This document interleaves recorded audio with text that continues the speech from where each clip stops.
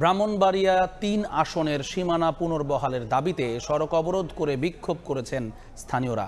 সকালে বিজয়নগরের চান্দুরা এলাকায় জড়ো হন বিভিন্ন শ্রেণী পেশার হাজারো মানুষ।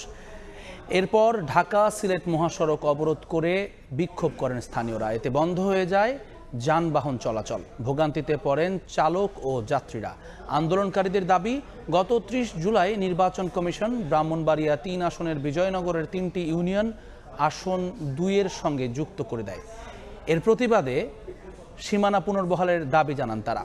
পরে প্রশাসনের হস্তক্ষেপে অবরোধ প্রত্যাহার করে নিলে স্বাভাবিক হয় যান চলাচল। আমাদের ৩ ইউনিয়নকে কেটে সরকারের সাথে সংযুক্ত করাই এই বিজয়নগরের মানুষ মানবে না। আমাদের দাবি বিজয়নগর সরকারের সাথে না রাখে ৩টা ইউনিয়ন আমরা রাজপথে রক্ত দিব।